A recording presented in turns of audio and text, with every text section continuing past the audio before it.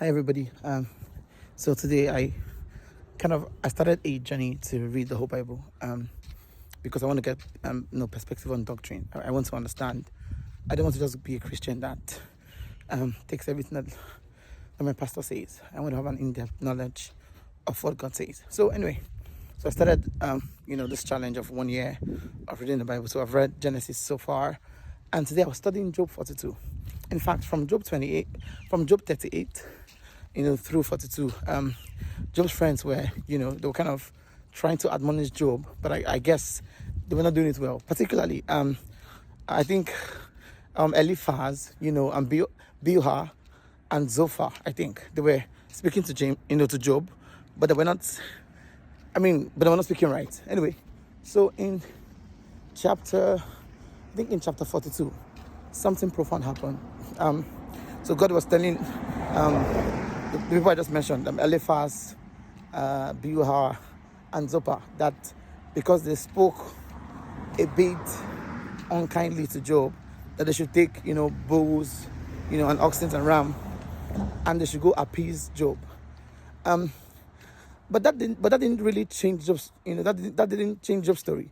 Even though God was angry with his friends and asked them to appease Job so that Job would pray but that didn't change his story.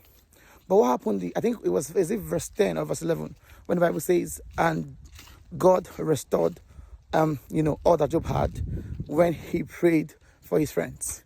Now, listen, also, if you notice, when I think it was Abraham, right? It was this, I think Abimelech, this king, that when was it Abimelech? Or I think it happened 2 times. For Pharaoh, in Egypt, when Abraham went to Pharaoh in Egypt in Genesis, and also Abimelech, when Abraham said that Sarah was his sister, and of course, thank God they didn't sleep with Sarah. But if you notice, after those things happened, those people give gifts. They gave gifts to Abraham, and Abraham prayed for them. Listen, if you want to change your story, I dare to say this: pray for the people who have hurt you the most.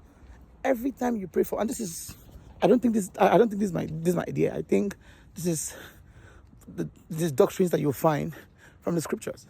So every time people hurt you, or every time people do you wrong, pray for them. When you pray for them, God will restore you. It's very key. And this is something I learned, having studied Genesis, and now I haven't finished the last chapter in Job. Every time you pray for your friends, or pray for people who have spoken to you unkindly or unruly, or people that have hurt you in some way, once you pray for them, God will restore you. Everything you lost, you receive. So today, I challenge you to please pray for your friends and people that have hurt you. Thank you.